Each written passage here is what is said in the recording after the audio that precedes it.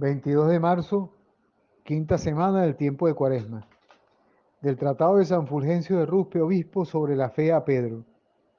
Los sacrificios de víctimas carnales que la Santísima Trinidad, el mismo y único Dios del Antiguo y del Nuevo Testamento, había mandado a nuestros padres que le fueran ofrecidos, significaban la agradabilísima ofrenda de aquel sacrificio en el cual el Hijo de Dios había de ofrecerse misericordiosamente según la carne, él solo por nosotros. Él en efecto, como nos enseña el apóstol, se entregó por nosotros a Dios como oblación de suave fragancia. Es el verdadero Dios, el verdadero sumo sacerdote, que por nosotros penetró una sola vez en el santuario, no con la sangre de toros o de machos cabríos, sino con su propia sangre. Esto es lo que significaba el sumo sacerdote del Antiguo Testamento cuando entraba con la sangre de las víctimas una vez al año en el santuario. Él es por tanto el que manifestó en su sola persona todo lo que sabía que era necesario para nuestra redención. Él mismo fue sacerdote y sacrificio, Dios y templo, sacerdote porque fuimos absueltos, sacrificio con el que fuimos perdonados, templo en el que fuimos purificados, Dios con él que fuimos reconciliados.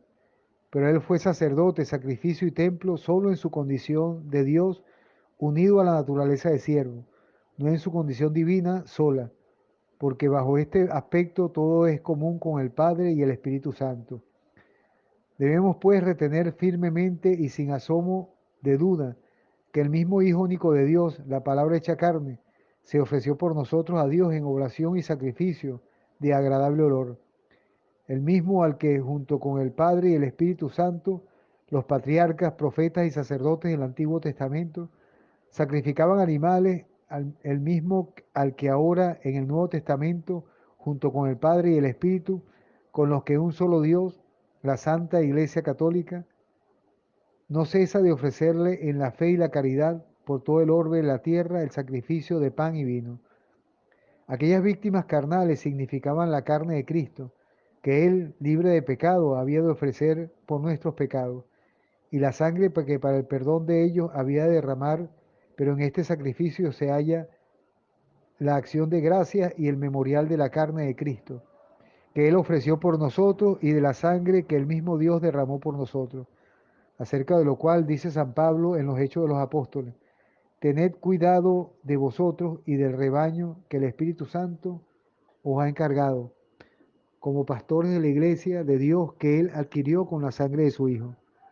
Por tanto, los antiguos sacrificios eran figura y signo de lo que se nos daría en el futuro, pero en ese sacrificio se nos muestra de modo evidente lo que ya nos ha sido dado. Los antiguos sacrificios anunciaban por anticipado que el Hijo de Dios sería muerto en favor de los impíos,